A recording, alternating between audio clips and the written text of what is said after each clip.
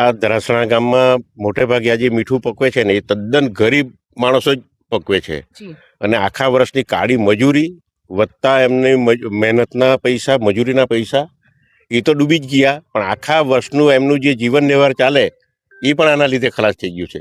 મારી તો એટલી જ વિનંતી છે સરકારશ્રીને કે થોડી ઘણી પણ રાહત. રમણભાઈ પટેલ, મારે ત્યાં આશરે કમસે કમ નહીં તો 1 કરોડ રૂપિયાનું નુકસાન છે મારા ઘરને.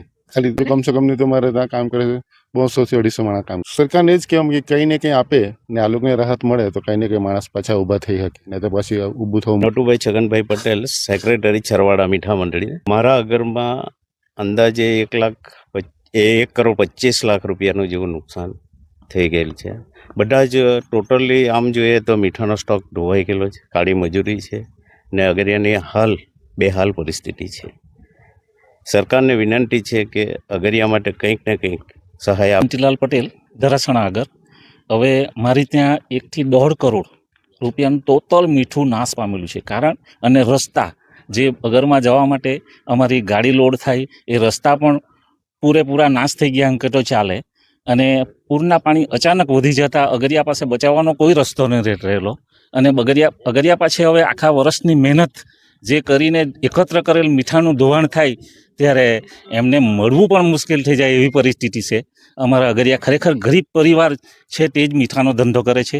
અને સરકાર પાસે તો અમે એવી અપેક્ષા રાખીએ કે અમારા ગરીબ અગરિયાને આ વખતે તો ફૂલ મદદ કરે અને પાછા ઊભા થવા માટે મદદ કરે એવી. હું અલ્કેશભાઈ નરેશભાઈ પટેલ, ભાગલનો રહેવાસી છું. હું મીઠા મંડળીનો કમિટી સભ્ય છે અને હું પોતે પણ અગરિયા જ છું. અમારા ભાગલના અગરમાં મોસ્ટ ઓફલી નવું મીઠુંનું વેચાણ થતું જ નથી, એટલે જૂનું એટલે દિવાળી પછી જ અમે વેચીએ છીએ. અને આ વર્ષે વરસાદ થોડો લંબાયો એટલે મીઠુંનો સ્ટોક ઘણો હતો, એટલે લગભગ 1.5 થી 2 કરોડનું નુકસાન હતું. આજે અમારા માટે એવી વિકટ પરિસ્થિતિ આવી કે 100 ગ્રામ મીઠું બી આખા અગરમાં બચ્યું નથી. આજે અમારે પરિવારનું આ સિવાય અમારે કોઈ રોજીરોટી જ નથી. અમારે પરિવારને કેવી રીતે ગુજરાન ચલાવવું એ અમારા માટે મોટો પ્રશ્ન આવીને ઊભો છે. તો સરકારશ્રીને એ વિનંતી કરું કે ગયે વર્ષે પણ મેની 6 તારીખે આવીને વરસાદ કર્યો તો અમને 1 રૂપિયાની પણ સહાય ના મળી. તો આ વર્ષે તો અમારું મીઠું જે પણ પકાવ્યું હતું તો એક નામે અને પારા બી બધા ધોવાઈ ગયા છે.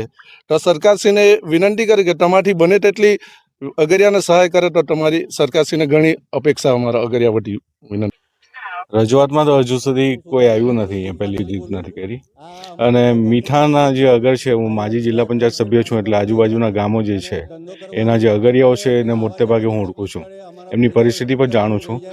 જે ગામમાં જેટલા ગરીબ લોકો હશે ને તેટલા જ લોકો મીઠું પકવે છે, પણ મીઠામાં એવું છે કે એ લોકોને કોઈ વાર સહાય મળતી નથી. પરંતુ આ વખતે અમારે એટલા માટે રજૂઆત કરવા પડે છે કે આખા વર્ષનું મીઠું એ લોકોનું બધું આમ જોઈને આખા વિસ્તારનું મળીને 25 કરોડનું મીઠું ઢોવાઈ ગયું હશે. ધરાસણા, સરવાળા, દાંડી, ભાગલ, કડીવા. તો સાંસદશ્રીને પણ રજૂઆત છે અમારી અને ધારાસભ્યને પણ કે આ મીઠાના જે અગરિયાઓ છે એમનું જીવન એના પર જ નભેલું છે, તો એમને જેટલી સહાય મળે એટલું કરવા માટે અમારા બધા વતી અમારી વિનંતી છે. કારણ કે એમનો પરિવાર આ મીઠું પર જ નભેલો છે. પરિસ્થિતિ તમે જુઓ ને તો એકદમ દયનીય છે. ખાવાના બી મીઠા એટલા માટે જ પકવે છે કે ખાવાના એમને ફાંફા પડે છે. રોજનું એ લોકોની કોઈ કમાણી નથી.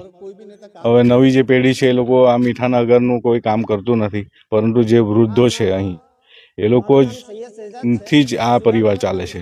અને મજૂરીની વાત કરું તો 45 ડિગ્રીથી ઉપરનું તાપમાનમાં એ લોકો કામ કરે છે, એટલે એકદમ કાળી મજૂરી અને તાપમાં જ આ મીઠું પાકે છે, તો એમને વળતર મળવું જ છે. આમાં એવું છે કે અમારા જે કાંઠો વિસ્તાર છે એમાં કોઈ બી જે બી અગરિયાઓ છે પ્લસ ખેડૂતો કોઈની એવી મોટી ખેતી બી નથી કે તેની અંદરથી કોઈ કમાણી કરી શકે, એટલે ટોટલી આ મીઠું પર જ અમારા વિસ્તારોના અગરિયાઓ ડિપેન્ડેડ છે.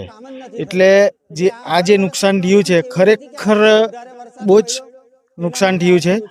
તમામ કાંઠા વિસ્તારના બધા જ ગામ છે એની અંદર બધું જ મીઠું નાશ પામેલું છે, મતલબ પાણી થઈ ગયું છે, એક બી ઢગલો જોવાનો મળતો નથી. એટલે મારે સરકારશ્રીને એટલું જ કહેવું છે કે જે કંઈ આ અગરિયાઓને થોડું ઘણું સહાય મળે તો એમનું પરિવારનું ગુજરાન ચાલી શકે.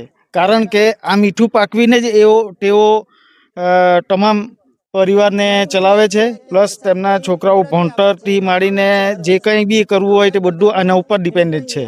એટલે સરકારશ્રીએ આના માટે થોડી ઘણી બી સહાય આપે તો એવી અમારી રજૂઆત છે. પરિસ્થિતિમાં શું છે એકદમ આબેહૂબ કહેતો છું. જે આમાં કંઈ લાંબુ લચેડું એવું કરવાની જરૂર નથી. જે સત્ય હશે તે તમારી સામે હશે. જો આ લગભગ હું 40 થી 45 વર્ષથી મીઠું પકવું છું હે ને, ત્યારે 1968 ને રેલ આવેલી, ત્યાર પછી આ બીજી વાર આવું થયું. એમાં મોટે ભાગના અગરિયા થોડું ઘણું આ મરચું મીઠું ઉમેરવાનું કામ નથી આવતું, એકદમ ફ્રેક કહેતો છું. પણ મોટે ભાગના અગરિયાને છે ને આના પર આધારિત છે. જુવાનિયા તો કોઈ આવે એકદમ આબેહૂબ કહેતો છે જેવું છે તેવું. એટલે એના પર આધાર એ દરાસણા, પાગલ, કરદીવા, છરવાડા આ મોટે ભાગના અગરિયાનું આના પર આત્મનિર્ભર કહેવામાં આવે તે એ રીતે થતું છે.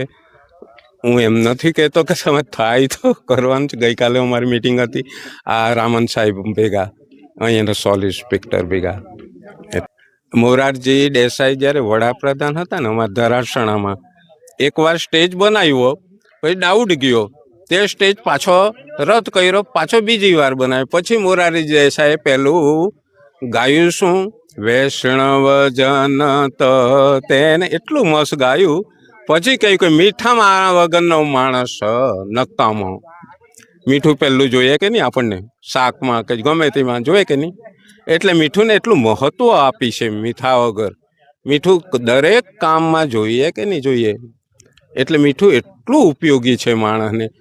પછી તમે ટાટાનું વાપરો કે ગમે તેનું વાપરો, પણ મીઠું અમારા દરાસણાનું મીઠું એકદમ યોગ્યતાથી ધરાવે. એમાં કોઈ કેમિકલની કોઈ એમાં ઓટોમેટિક પેલું આવે છે કુદરતી રીતે. એને શું કહેવાય પેલું નાખવામાં આવે તે આયોડાઇટ એવી નહીં આવે, અમુક માત્રામાં કુદરતી રીતે આવે છે. મીઠુંમાં છે ને મોટે ભાગના પરિવાર એકદમ સાચું કહેતા છે.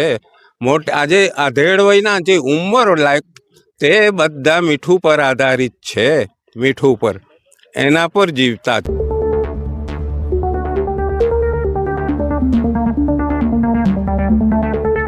नमस्ते, ब्लू मून मोबाइल गैलरी में आपका स्वागत है। यहाँ आपको सभी प्रमुख ब्रांडों के फोन और अप्लायंस मिलेंगे। आज ही तुलसी एस्टेट, डुंगरी, वलसाड में हमसे मिले।